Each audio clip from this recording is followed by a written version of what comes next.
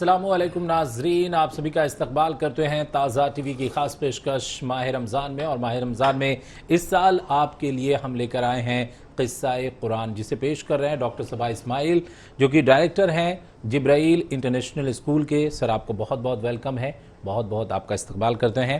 آج حضرت اسماعیل علیہ السلام اور حضرت اسحاق علیہ السلام کے جو قصے قرآن میں بیان کیے گئے ہیں، وہ قصے ہم آپ کو سنوائیں گے، وہ قصے سے آپ روبرو ہو پائیں گے. ڈاکٹر صاحب. السلام علیکم ناظرین، آج انشاءاللہ ہم آپ کے سامنے حضرت اسماعیل اور حضرت اسحاق علیہ السلام کا قصہ بیان کرنے کی کوشش کریں گے. جانتے ہیں آپ یہ بات اچھی طرح کہ حضرت اسماعیل اور حضرت اسحاق یہ دونوں حضرت ابراہیم علیہ السلام کے بیٹے ہیں. یہی وجہ ہے کہ حضرت ابراہیم علیہ السلام کی زندگی کا ایک حصہ جو ان کے واقعات پر مبنی ہے، اس پر ہم نے گزشتہ کل آپ کے سامنے گفتگو کی تھی، اس قصے کو پیش کرنے کی کوشش کی تھی. آج اس کا بقیہ حصہ آپ کے سامنے آئے گا. حضرت ابراہیم علیہ السلام اللہ تعالیٰ کے ایک اہم نبی ہیں، اور ان کا ذکر گزشتہ کل تفصیل سے آپ کے سامنے آ چکا ہے کہ اللہ تبارک و تعالیٰ نے ان کو نہایت بردبار بنایا تھا، نہایت سمجھدار تھے. بچپن سے وہ بہت زیادہ سمجھداری کا ثبوت دے رہے تھے، اور انہوں نے ایک ایسے معاشرے میں آنکھیں کھولی تھیں جہاں کوئی خدا کا نام لینے والا نہیں تھا، لیکن اس کے باوجود انہوں نے اللہ کو تلاش کیا، اپنے مالک کو تلاش کیا.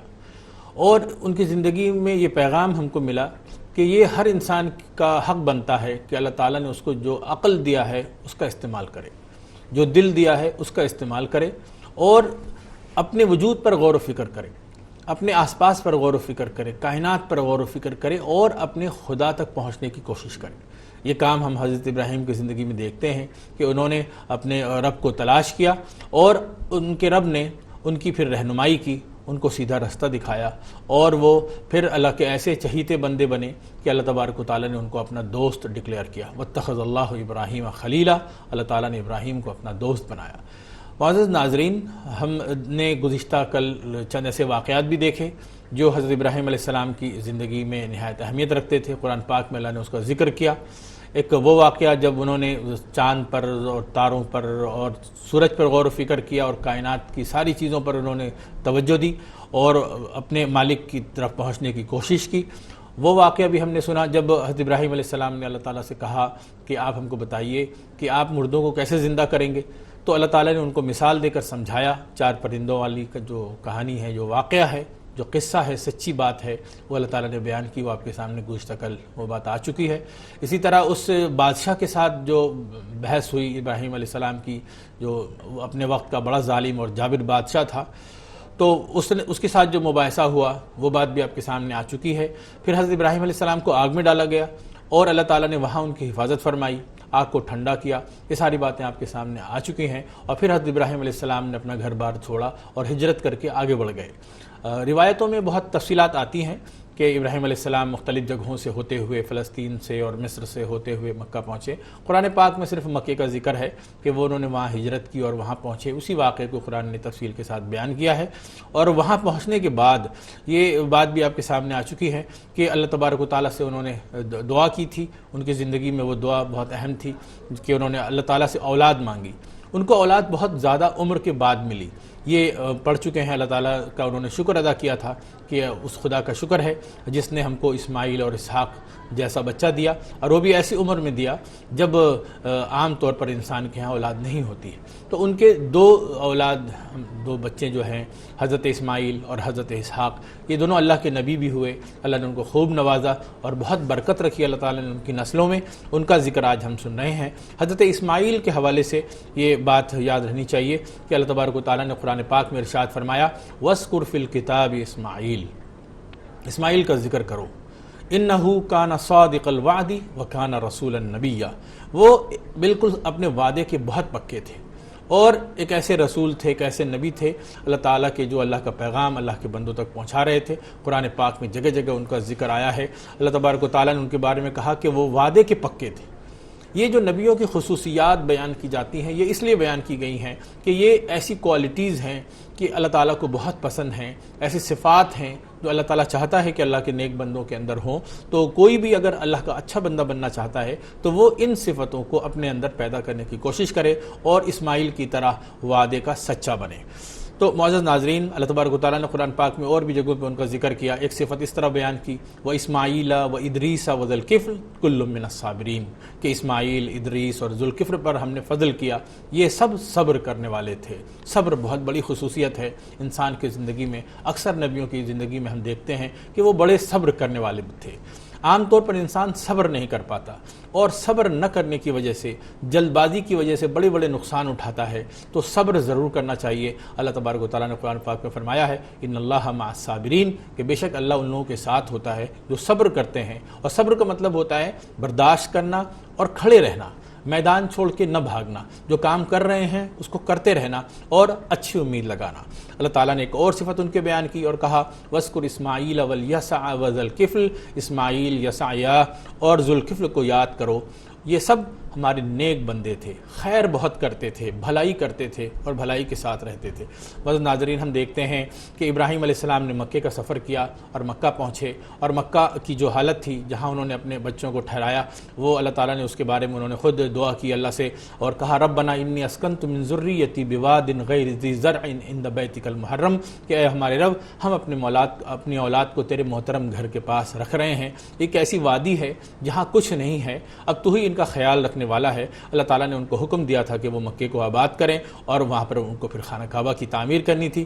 تو وہیں پر ہم دیکھتے ہیں کہ ان کے بچپن کا ایک واقعہ اللہ تبارک و تعالیٰ قرآن پاک میں بیان فرماتا ہے حضرت اسماعیل علیہ السلام کا، کہ اللہ تعالیٰ سے انہوں نے دعا کی تھی حضرت ابراہیم علیہ السلام نے، رب ہب لی من الصالحین، کہ اللہ تعالیٰ ہمیں ایک صالح اولاد عطا کیجیے۔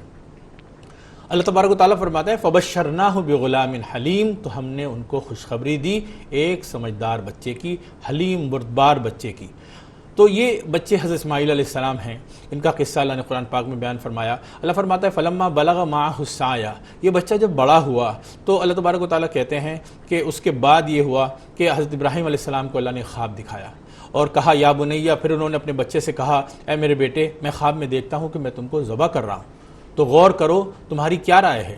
اس نے جواب دیا کہ اے میرے والد، آپ کو جو حکم دیا جا رہا ہے آپ اس کی تعمیل کیجئے، آپ انشاءاللہ مجھے ثابت قدموں میں پائیں گے۔ پس جب دونوں نے اپنے رب کے حوالے کر دیا اور ابراہیم نے اس کو پیشانی کے بل لٹا دیا اور ارادہ کر لیا، حضرت ابراہیم علیہ السلام نے جو خواب دیکھا تھا ان کو یقین تھا کہ وہ خواب سچا ہے، ان کو پتا تھا کہ ان کا رب ان کو آزما رہا ہے، ان کا رب ان کو دیکھنا چاہتا ہے کہ وہ رب سے زیادہ محبت کرتے ہیں یا اللہ کے علاوہ کسی اور سے محبت کرتے ہیں۔ اور اولاد کی محبت سب سے بڑی محبت ہوتی ہے دنیا میں، انسان اپنی اولاد کے لیے سب کچھ کرتا ہے۔ اللہ تعالیٰ نے حضرت ابراہیم کا امتحان لیا اور ان کو کہا کہ کیا تم اپنی اولاد کی قربانی پیش کر سکتے ہو؟ تو وہ اس کے لیے بھی تیار ہو گئے۔ اولاد بھی ایسی تھی، اللہ نے اس کے بارے میں کہا وعدے کا پکا، انہوں نے کہا کہ آپ کو جو کرنا ہے کیجئے، اور دونوں باپ بیٹے تیار ہو گئے۔ اس وقت کا منظر اللہ تبارک و تعالیٰ نے بیان فرمایا کہ ہمارا ارادہ یہ نہیں تھا کہ ہم ان کی جان لیں، ہم تو امتحان لینا چاہتے تھے، بے شک یہ کھلا ہوا امتحان تھا، اور اللہ تعالیٰ نے کہا کہ ہم نے اس کو ایک قربانی کے عوض میں چھڑا لیا۔ یہ بہت مشہور قربانی ہے، اللہ تبارک و تعالیٰ نے وہاں ایک دمبا فدیہ کیا اور وہ قربانی ہوئی۔ اللہ تعالیٰ صرف امتحان لے رہا تھا، اس امتحان میں حضرت ابراہیم اور اسماعیل دونوں کامیاب ہوئے۔ اللہ تبارک و تعالیٰ نے بڑی خوشخبریوں کا اعلان کیا۔ حضرت ابراہیم سے کہا قال انی جاعلک للناس اماما، کہ میں تم کو دنیا والوں کا امام بناؤں گا اور میں تم کو بڑے رتبے پر فائز کروں گا۔ تو یہ ایک بہت بڑا امتحان تھا جو حضرت ابراہیم علیہ السلام کی زندگی میں آیا۔ اللہ نے اس قربانی کو پسند کیا، اور آپ جانتے ہیں کہ اس سنت کو اللہ تعالیٰ نے قیامت تک کے لیے جاری کر دیا اور کہہ دیا کہ ہر سال ایک موقع آئے گا جو ہمارے یہاں عید الاضحیٰ کے وقت آتا ہے، حج کے موقع پر آتا ہے، جب یہ قربانی پیش کی جاتی ہے، اور اصل میں اسی قربانی کو، ابراہیم علیہ السلام کی قربانی کو یاد کیا جاتا ہے کہ جو قربانی یہ اعلان کرتی ہے کہ ہم سب سے زیادہ محبت اپنے رب سے کرتے ہیں اور اس کا حکم ماننے کے لیے ہر وقت تیار رہتے ہیں۔ اللہ تعالیٰ نے مکہ مکرمہ کے حوالے سے جہاں حضرت ابراہیم علیہ السلام اور حضرت اسماعیل علیہ السلام گئے تھے اس کا ذکر کیا، اور بہت ساری باتیں اس حوالے سے مشہور معروف ہیں، قرآن پاک میں بہت ساری باتیں موجود ہیں۔ اللہ تعالیٰ نے فرمایا ایک جگہ ان اول بیت وضع للناس للذی ببکۃ مبارکا وہدی للعالمین، کہ بے شک پہلا گھر جو لوگوں کے لیے بنایا گیا خدا کا گھر وہی ہے جو مکے میں ہے، عالم والوں کے لیے، دنیا والوں کے لیے برکت اور ہدایت کا مرکز ہے۔ وہاں واضح نشانیاں موجود ہیں، مسکن ابراہیم ہے، جو اس میں داخل ہو جائے وہ مامون ہے، اور جو لوگ وہاں تک پہنچنے کی استطاعت رکھتے ہیں ان کے اوپر اللہ کے لیے اس گھر کا حج ہے، اور جس نے کفر کیا تو اللہ عالم والوں سے بے نیاز اور بے پرواہ ہے۔ یہ مکہ کا پرانا نام یہاں مذکور ہے، بکہ پہلے اس کا نام تھا، اور اللہ تعالیٰ نے وہاں اپنا گھر بنوایا۔ حضرت ابراہیم علیہ السلام کو حکم دیا کہ وہ وہاں اللہ کا ایک گھر بنائیں، اور اس گھر کے بارے میں اللہ تبارک و تعالیٰ نے قرآن پاک میں یہ فرمایا وَإِذْ يَرْفَعُ إِبْرَاهِيمُ الْقَوَاعِدَ مِنَ الْبَيْتِ وَإِسْمَاعِيلُ رَبَّنَا تَقَبَّلْ مِنَّا إِنَّكَ أَنْتَ السَّمِيعُ الْعَلِيمُ کہ یاد کرو وہ وقت جب ابراہیم اور اسماعیل اللہ کے گھر کی بنیادیں اٹھا رہے تھے، اس وقت وہ دعا بھی کر رہے تھے کہ اے ہمارے ربنا تقبل منا، ہماری جانب سے اس کو قبول کیجئے، انک انت السمیع العلیم، بے شک آپ سننے والے اور جاننے والے ہیں۔ یہاں دیکھیں ایک بات جو ہماری بہت توجہ چاہتی ہے کہ اللہ کا گھر بن رہا ہے، اللہ کے نبی بنا رہے ہیں، اللہ کے حکم سے بنا رہے ہیں، لیکن اس کے باوجود عاجزی کے ساتھ اللہ سے کہہ رہے ہیں کہ ہماری اس عبادت کو، ہماری اس اطاعت کو، ہمارے اس عمل کو قبول کیجیے۔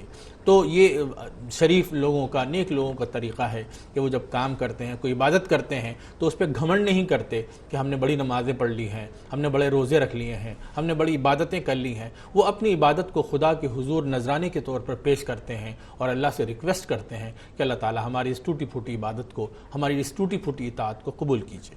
تو یہ کام ہم دیکھتے ہیں کہ حضرت ابراہیم اور حضرت اسماعیل نے مل کر کعبہ کی تعمیر کی۔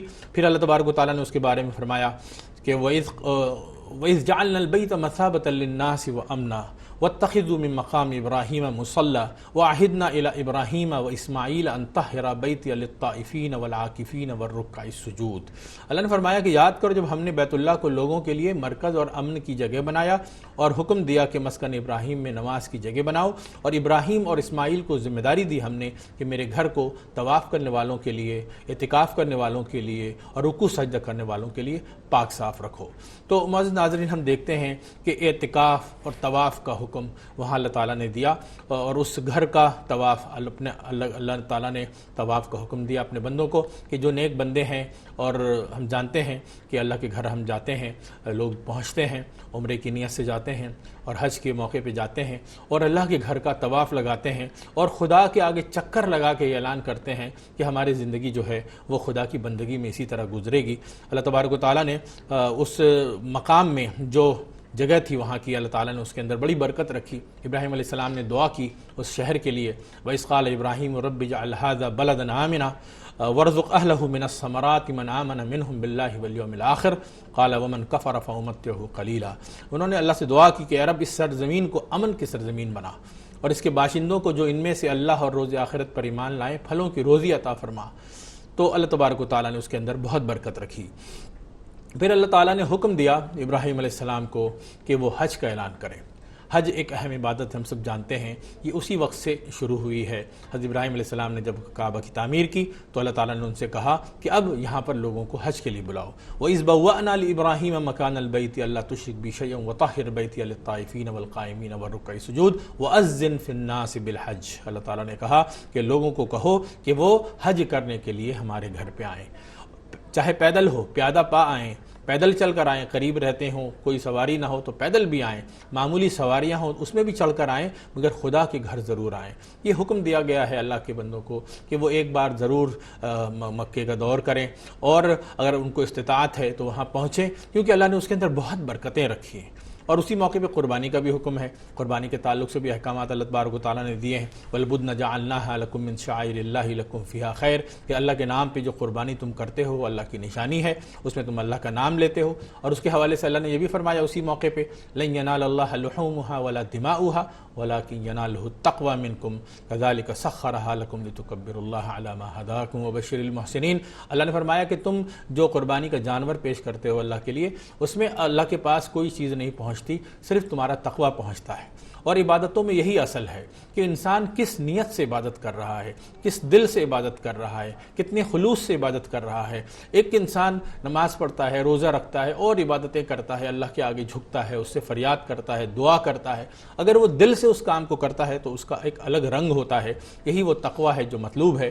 اللہ تعالیٰ نے قرآن پاک میں حضرت اسماعیل کا ذکر کرتے ہوئے فرمایا وَاذْكُرْ فِي الْكِتَابِ اسماعیل، اسماعیل کا ذکر کرو، وہ سچے وعدے والے نبی تھے، ایسے نبی تھے جو اللہ کے پسندیدہ نبی تھے اور بہت سچے تھے اپنے وعدے کے۔ اور یہ بھی ابراہیم علیہ السلام کے بارے میں فرمایا وَكَانَ يَأْمُرُ أَهْلَهُ بِالصَّلَاةِ وَالزَّكَاةِ کہ ابراہیم اسماعیل جو تھے وہ اپنے اہل خانہ کو، اپنی فیملی کو نماز اور زکوٰۃ کا بہت حکم دیتے تھے، بہت تاکید کرتے تھے۔ وَكَانَ عِندَ رَبِّهِ مَرْضِيًّا اور وہ اپنے رب کے نزدیک بہت پسندیدہ تھے، اللہ نے ان کو بہت پسند کیا۔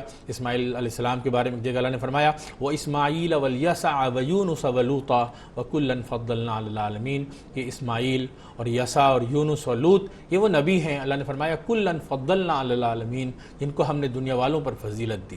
اللہ تعالیٰ نے نبیوں کی زندگی میں، ان کی کہانیوں میں ہم کو ایسی باتیں بتائی ہیں، ایسی خوبیاں بتائی ہیں جن خوبیوں کو اللہ پسند کرتا ہے، اور ان کہانیوں کے اندر جو خوبیاں بیان کی جا رہی ہیں وہ اسی لیے اللہ تعالیٰ نے ہمارے سامنے رکھی ہیں تاکہ ہم ان خوبیوں کو اپنے اندر پیدا کریں۔ اسماعیل علیہ السلام جیسے سچے تھے، جیسے اچھے تھے، جیسے بات ماننے والے تھے، ایک اچھے نیک بیٹے تھے، ایک اچھے باپ تھے، ایک اچھے فیملی کے ہیڈ تھے، اسی طرح اگر انسان اللہ تعالیٰ کی بات مانے تو اللہ تعالیٰ ایسے لوگوں کو پسند فرماتا ہے۔ اسماعیل علیہ السلام کی زندگی کے یہ قصے، یہ واقعات ہم امید کرتے ہیں کہ انشاءاللہ ہماری رہنمائی کا کام کریں گے اور ہم کو صحیح رستہ دکھائیں گے۔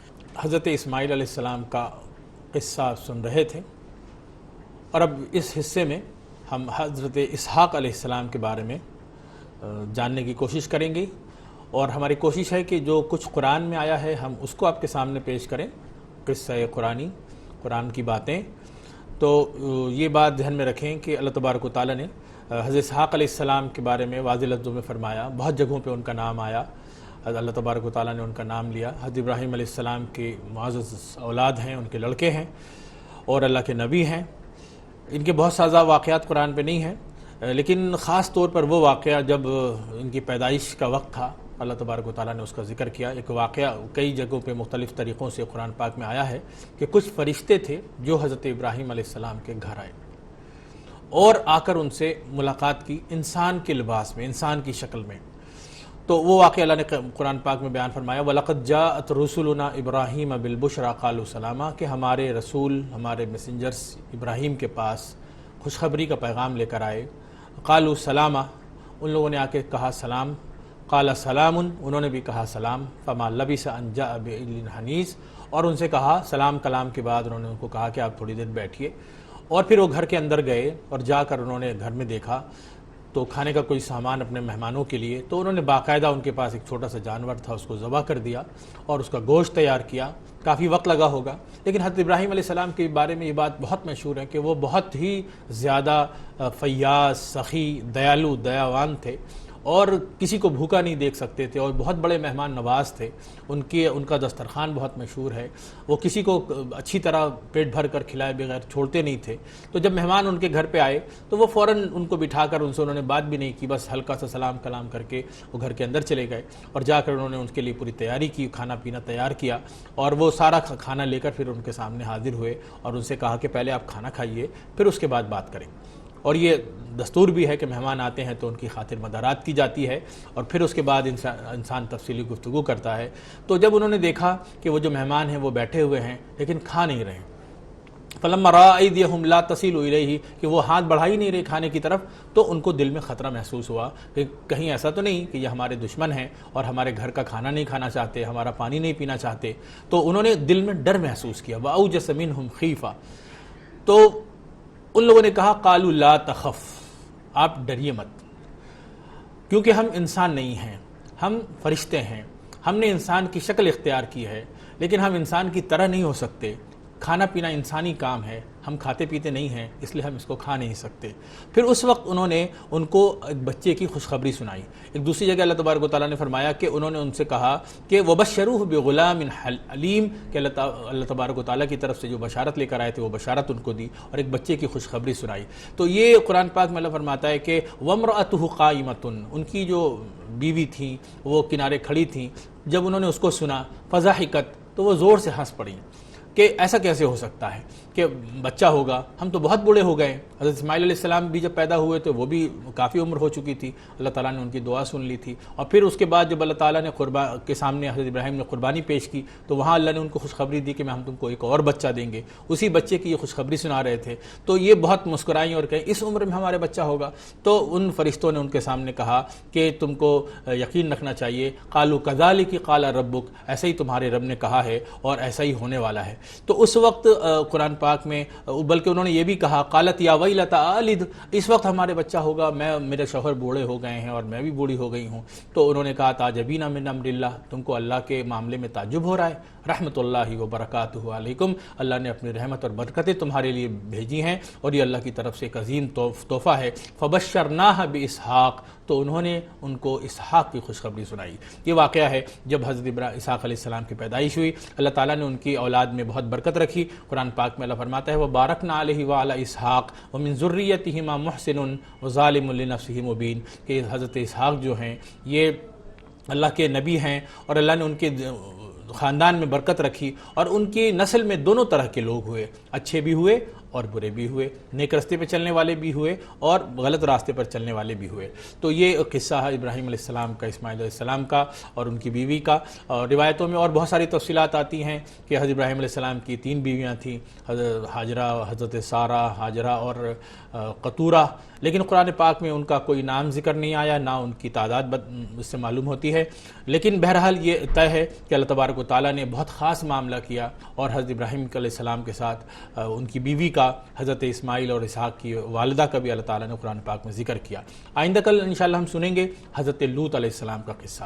حضرت لوط علیہ السلام بھی ابراہیم علیہ السلام کے رشتہ دار ہیں، ان کے بھتیجے تھے اور یہ شروع سے ابراہیم علیہ السلام کے ساتھ رہے تھے اور اس کے بعد سدوم کے علاقے میں لوگوں کی تربیت کرنے لگے تھے۔ تو اللہ تبارک و تعالیٰ نے ان کو ایک الگ مشن پہ بھیجا تھا۔